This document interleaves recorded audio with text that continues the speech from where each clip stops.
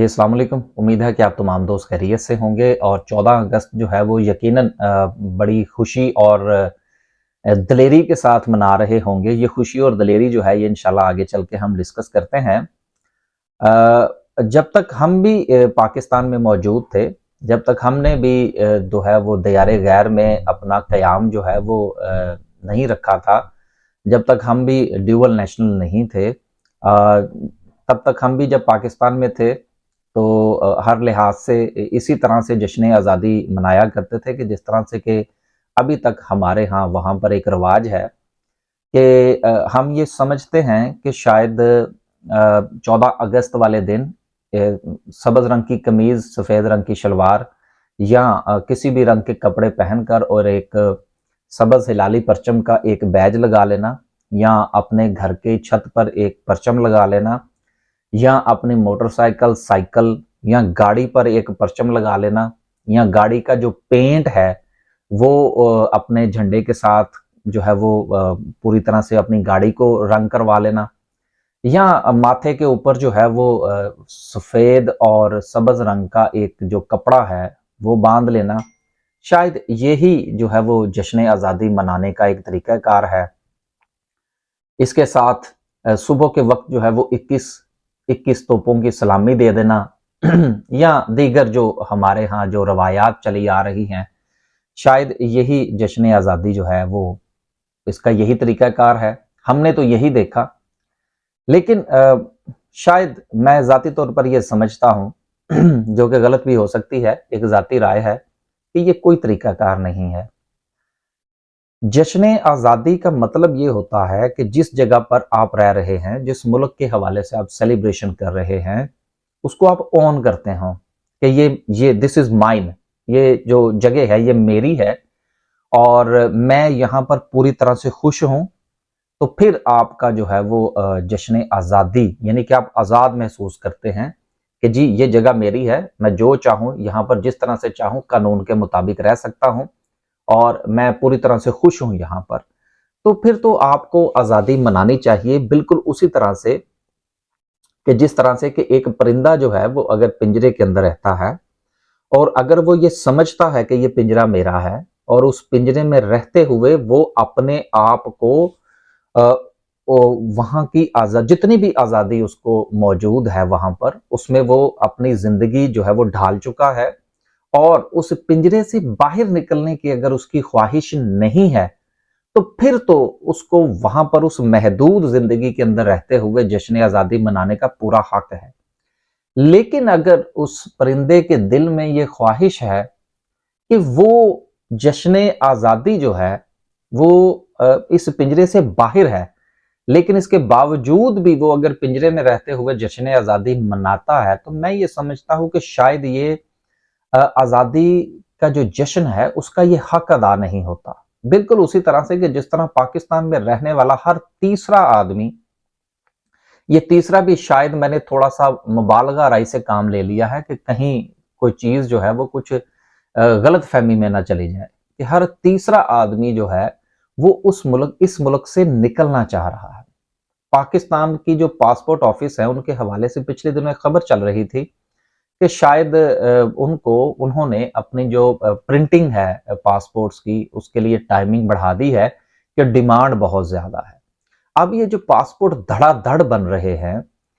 इसके पीछे क्या राज है? क्या पाकिस्तानी जो है वो मुल्क से बाहर सैरो तफरीह के लिए जाना चाहते हैं जिनके लिए उनको पासपोर्ट्स की ज़रूरत है? बिल्कुल ऐसा नहीं है। हर तीसरा पाकिस्तानी पासपोर्ट इसलिए बनवा रहा है कि किसी ना किसी तरीके से इस मुल्क से निकला जाए।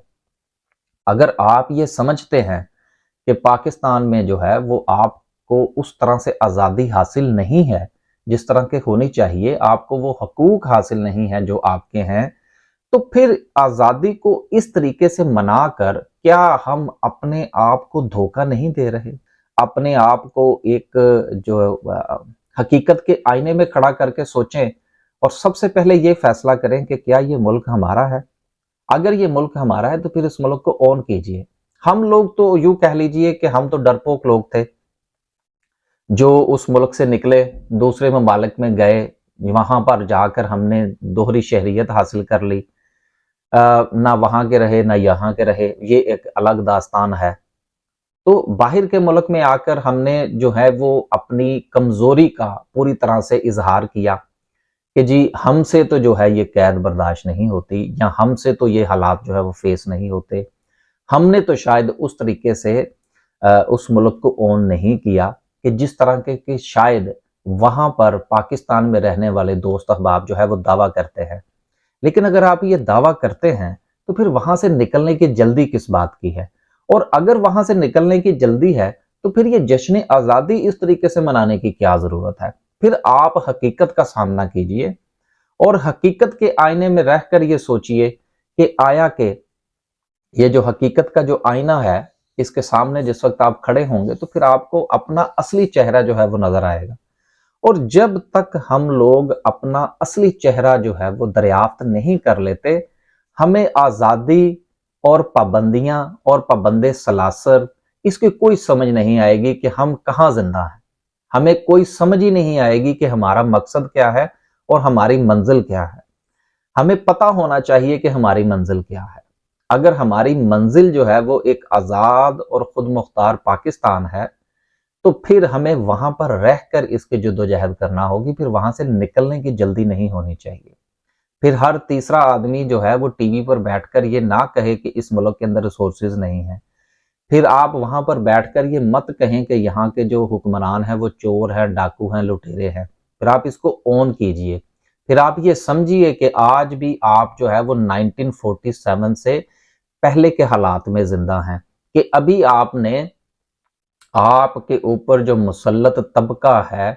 آپ سے اس نے آزادی حاصل کرنی ہے،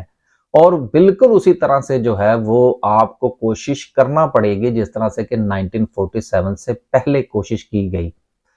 ہم لوگ جو وہاں سے بھاگ گئے، میں تو اس کو اس طرح سے کہوں گا کیونکہ میں بالکل کسی قسم کا جو ہے وہ اپنے آپ کو وہ کیا ایک تمغہ نہیں دینا چاہتا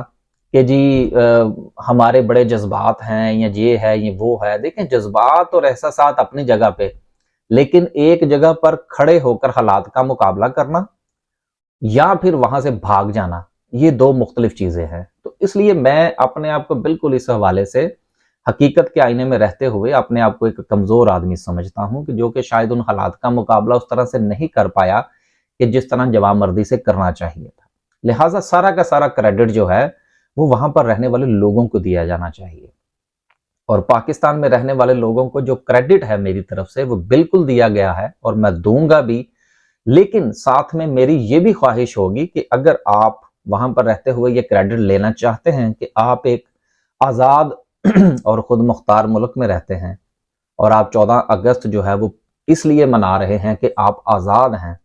تو پھر آج جو ہے وہ آپ یہ فیصلہ کر لیجئے کہ آپ پاکستان کا پاسپورٹ اس نیت سے نہیں بنائیں گے کہ آپ یہاں سے بھاگ جائیں، بلکہ آپ وہاں پر رہتے ہوئے حالات کا مقابلہ کریں گے۔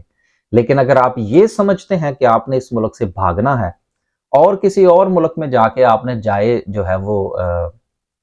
پناہ تلاش کرنی ہے، تو پھر میرا خیال ہے کہ اس قسم کا دعویٰ آپ کو نہیں کرنا چاہیے کہ جس دعوے میں سے میں اپنے آپ کو دستبردار کر چکا ہوں،